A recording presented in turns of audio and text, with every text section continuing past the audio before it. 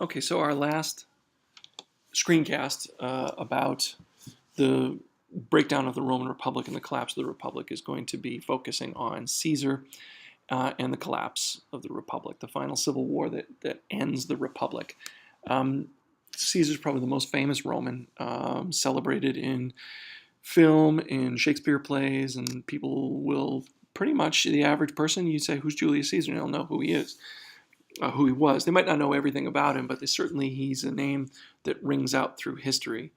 When we look at Caesar's career, we have to look at Caesar in two ways. One, in relationship to his rivalry with Pompey, who's another leader of a client army. And we have to think about the role of client armies in general in their contribution to the breakdown of the Roman Republic. Let's look at Pompey first. Pompey was a military leader who worked under Sulla, and initially, and then was able to generate a client army on his own. He was a very good general, not that great a politician, but he was a very good general. He was able to come to glory working alongside a general named Crassus, whose name will pop up a little later, defeating Spartacus in a slave rebellion in southern Italy. A significant slave rebellion in southern Italy really threatened the Republic and threatened Rome. And so defeating this slave rebellion was a big deal. Even though he wasn't really the one who did all the heavy lifting, Crassus and his army did. He was able to engineer the stories that came out of that in a way to claim victory claim victory and then claim glory. And using this claim to glory, he was able to leverage the Senate into giving him a consulship as a spoil of victory in 70 BCE. This is significant because he's just totally bypasses the procedure for becoming a consul. Number one, he wasn't old enough. 42 years was the minimum age. And two, he hadn't climbed the ladder of offices. It's something that you had to do. You had to be elected through this series of offices. And we saw that when we looked at Roman political systems. So he just skips right ahead to the consulship. He's also able to later, 3 years later, demand that the Senate give him powers to crush pirates in the Mediterranean. It goes without saying that piracy in the Mediterranean is going to be a big problem for the Roman Republic. Trade is the lifeblood of the Roman Republic, and the economic lifeblood anyway. And without it, with pirates running loose, it's going to significantly hamper trade. What this does is that it not only is he's successful, and not only does it sort of save the economy of the Republic, but it puts three groups of people significantly creates supporters out of three groups of people for him. One is the merchant class. Of course, they love it because their goods are no longer being stolen. The second is the poor, because grain was needed to be imported into the cities in Rome in order for them to eat, and so they loved him for it. And the coastal communities loved him because they were being ransacked and pillaged by pirates. So he gains a great deal of support among people in Rome. Notably, the support here is not among the elites, or certainly not among the Senate. The merchants, the poor, and the coastal communities are more the plebeian classes who are growing in their support of him.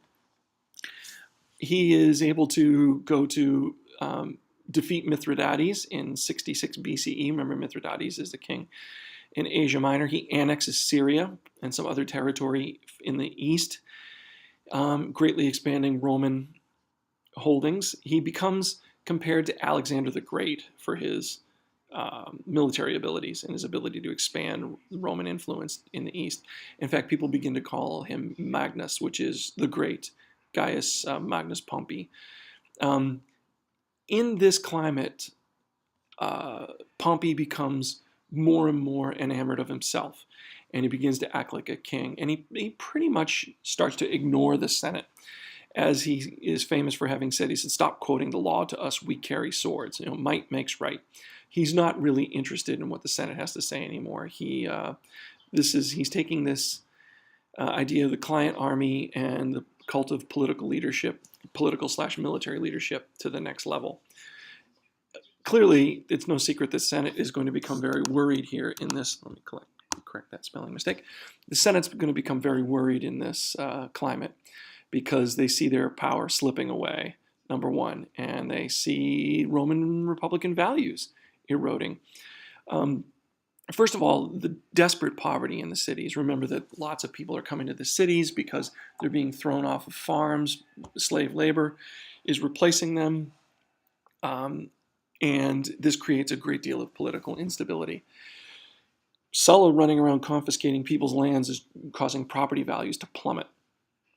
And the Senate tries to block Pompey's efforts to redistribute the conquered lands to his armies. They say, no, this is really Roman land that you're conquering. You're conquering in the name of Rome. Pompey's like, no, we're conquering in my own name.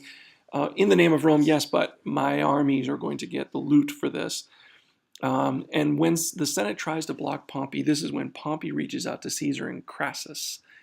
Crassus, who we learned of before, and decides to form something called the First Triumvirate. Caesar and Crassus are both military leaders with their own client armies, and basically attempts to push the Senate to the sidelines by declaring the First Triumvirate. The Triumvirate is going to be the political leadership in the Roman Republic, or at least that's what they're going to try to do. The Senate, they're not so bold as to simply abolish the Senate yet, but they certainly are. Remember, the Senate is at this point 500 years old. They can't just abolish it, really, but they're certainly happy to try to push the Senate to the sidelines. In this climate, Caesar ends up becoming the consul in 59 BCE, and he's given command in Gaul, which is modern-day France, which is a tremendous perk for Caesar because there's all kinds of loot to be gained by rampaging through Gaul. Crassus is able to get tax breaks for his supporters. So again, here's a couple of examples of how people are acting in their own interests, not in Roman interests. Caesar's daughter married Pompey as an arranged marriage in an attempt to cement the relationship between Caesar and Pompey. Caesar plundered Gaul. He even was so bold as to invade Britain. We had said before in class that the word London, the name for London, that's a Latin term. It was actually a Roman settlement. He was a super successful general in Gaul and Britain. His armies greatly benefited, and they were insanely loyal to him.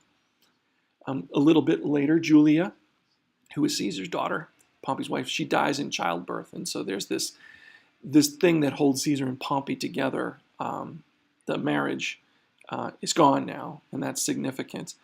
Pompey becomes increasingly threatened by Caesar's success in Gaul and his increasing power and his increasing loot and treasure and the loyalty and strength of his army, as does the Senate. And you find that gangs of supporters of Caesar and Pompey actually end up rioting with one another in the streets of Rome.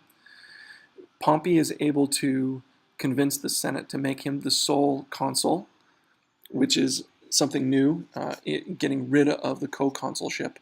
And the Senate does this. Pompey is able to convince the Senate that Caesar is the biggest threat to Rome, which is a kind of a bit hypocritical because Pompey is just like Caesar, just Caesar is more successful at this at the client army plundering. Caesar does return to Rome in order to meet his enemy Pompey and now the Senate as well. And he crosses, his army comes into Italy, crossing the Rubicon. Now, I put this in quotes because crossing the Rubicon has come to mean, in modern day English, it's a phrase that means no turning back. Once Caesar's army enters and crosses the Rubicon, civil war between Caesar and Pompey is basically unavoidable. Caesar had many backers in Rome, especially the poor, because Caesar he liked to throw money around. He used to throw all kinds of support to the poor. And those elites who had become impoverished were hoping to gain by backing Caesar, those who had lost their property through Sulla's proscription, for example, were hoping that if they got behind Caesar and Caesar was victorious, they would gain from that. Pompey decides, I'm not sticking around for this, and he flees Rome and goes to Greece. Caesar chases him to Greece, and he defeats Pompey in Greece, just barely. His army is almost destroyed. They hang on by the skin of their teeth, but they're able to defeat Pompey in Greece. Pompey decides to flee to Egypt. Caesar chases him to Egypt, and before Caesar gets there, Pompey is murdered in Egypt by the ministers of Ptolemy VIII. Ptolemy is the king in Egypt. Ptolemy sees that there's no good to come of Pompey's arrival, because he knows obviously that Caesar is not going to be far behind, and he decides to get out in front of things and tries to murder, well, and successfully murders Pompey. Caesar invades Egypt and uses the murder of Pompey as a pretense to push Ptolemy aside. He pushes Ptolemy aside and puts Cleopatra, who's had a claim to the throne, Ptolemy's sister, puts her on the throne. Now, he puts Cleopatra on the throne because he wants to put a leader sympathetic to him on the throne. And she becomes very sympathetic to Caesar. In fact, they have a love affair, which I think quite shocked Romans that Caesar would get involved with Cleopatra. But he did in any event. He had a love affair with Cleopatra. So at this point here, in the year 45 BC, Caesar has basically won the civil war between Caesar and Pompey. Pompey is dead. His armies are defeated. Crassus was no longer a threat either. There is no military threat to Caesar within Rome. Caesar is able to declare himself, is able to declare himself and get the Senate to sign off on him becoming a dictator. And a dictator in the Roman sense meant a military leader who has temporary emergency powers. He became dictator for life, hardly temporary. He continued to say, I am not a king, I am not a king, but he effectively ruled as a king. So Caesar's ascension to the dictatorship is really, it's the end of the Roman Republic as we understood it.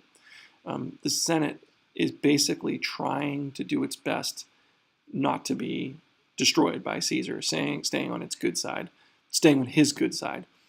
In fact, they gave him a golden seat in the Senate. But he did a good job co-opting his enemies, meaning he handed out favors to his enemies in order for those enemies to become his friends. He basically bought them off. Remember, he had a huge treasury from all the wealth gained from his ransacking Gaul and Britain and absorbing whatever money's left over that Pompey had when he defeated him. He had really ambitious plans for Rome. He was a friend of the poor and the working class in Rome. He built great public works, libraries. He had a plan to rebuild Carthage and Corinth as great Roman cities, a very ambitious view of what Rome should become.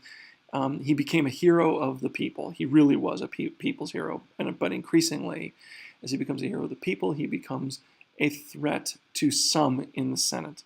The Optimates particularly were threatened. Now remember, the Optimates were that class of elites who believed that they were the elites, and therefore it was they who, by birth and by their aristocratic origin, should be the ones with the authority and power in the Roman Republic, as opposed to the Populares, the other faction.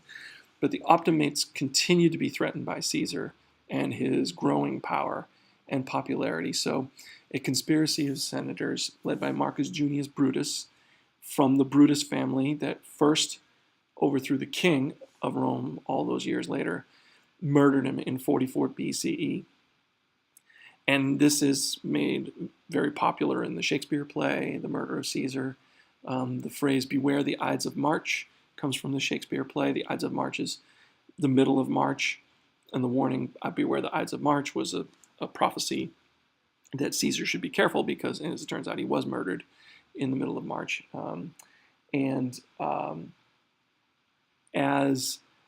After Caesar is killed, those senators who killed him thought that, well, we'll just go back to the way everything was. The Senate will regain its authority, but they were super naive that the Senate's authority was gone.